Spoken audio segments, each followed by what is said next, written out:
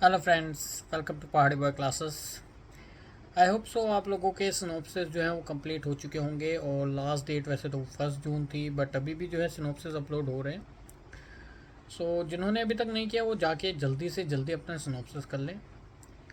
Then उसके बाद वो अप्रूवल के लिए जाएगा। 72 आवर्स तक उसमें लग रहे हैं, तो 2 से 3 दिन वो मतलब मोटा मोटा लग जा रहे हैं। इसके बाद आएगा रिपोर्ट। तो आज मैं रिपोर्ट की ही बात करने जा रहा हूँ। जो रिपोर्ट हमें बनाना ऑन द टॉपिक जो हमने सिनॉप्सिस बनाया उसके ऊपर। तो उसकी गाइडलाइंस अभी मैं पढ़ रहा था, वही सब आपको आज बताने जा रहा हूँ कि कैसे बनाना है और क्या क्या उसमें ऐड करना है। सारी चीज़ें मैं आपको A to Z बताऊँगा। सबसे पहले ये कह रहे हैं कि जो डॉक्यूमेंट है वो 60 से 80 पेजेस का बनना चाहिए। मतलब मिनिमम आप 60 लेके चलिए और मैक्सिमम 80 लेके चलिए। मतलब 60 से 70 80 के पेजेस का आप बनाना है, क्योंकि काफ़ी लेंथी प्रोसेस है। तो आप स्टार्ट कर दीजिए अभी से। जिन्होंने अपना सिनॉप्सिस कर दिया अपलोड और अप्रूव हो गया वो स्टार्ट कर दीजिए। जिनका नहीं भी अगर अप्रूव हुआ है तो वो भी बनाना स्टार्ट कर दीजिए, क्योंकि टॉपिक आपका वही रहेगा और वो जल्दी अप्रूव हो जाएगा। जो प्रोजेक्ट के डॉक्यूमेंटेशन डिटेल्स हैं वो जेनरिक और नेचर के होने चाहिए। ये सारी चीज़ें लिखी हुई हैं, आप एक बार पढ़ लेना।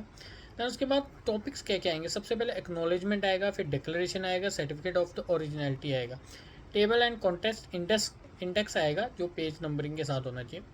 दैन उसके बाद हमारे 11 टॉपिक्स हैं। ये 11 टॉपिक्स जो हैं हमें कवर करने हैं। सबसे पहले इंट्रो, फिर उसके बाद problem statement, timeline, work plan कैसे किया वो सब बताना है, फिर ऑब्जेक्टिव बताना है, स्टडी का स्कोप बताना है, रिव्यू ऑफ लिटरेट बताना है, research methodology, hypothesis if applicable, expected outcomes, limitation of the study, references और बायो।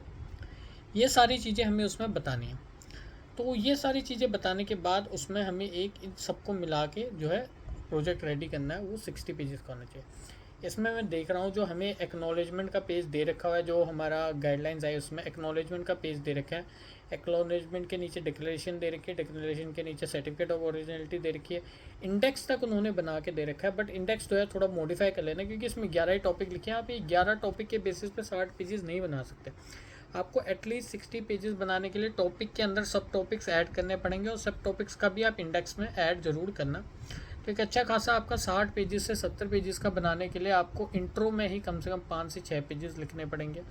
उसको ब्रीफ कीजिए इंट्रो को, क्या उसका मतलब है, कहाँ से वो आया वर्ड, क्या क्या हो सकता है, ये सारी चीज़ लिखिए। दैन उसके बाद प्रॉब्लम लिखिए, क्या क्या प्रॉब्लम उसमें आ सकती हैं। दैन उसके बाद उसके टाइमलाइन और वर्क प्लान, कैसे आपने प्लान किया, कैसे आपने सिनॉप्सिस बनाया, वो सारी चीज़ें लिखनी है। फिर उसका क्या ऑब्जेक्टिव आ सकता है, ये सारी चीज़ें लिखनी है। स्कोप आ सकता है, स्कोप से रिलेटेड हर एक चीज़ लिखनी है। फिर रिव्यू आएगा लिटरेचर का, जो आप जहाँ से हमने टॉपिक उठाया है, जो बुक्स यूज़ की उसके बारे में आएगी। रिसर्च मेथोलॉजी आएगी, हाइपोथेसिस आएगी, एक्सपेक्टेड आउटकम्स आएंगे, क्या आउटकम्स है, उसके लिमिटेशंस बताने A to Z proper way में, और रेफरेंसेस आपको देनी है। 60 पेजेस का जब आपको टॉपिक बनाना है, काफ़ी वास्ट और काफ़ी इन डेप्थ आपको बनाना पड़ेगा। अच्छे से प्रिपेयर करके एक स्टडी करके आपको तैयार करना पड़ेगा।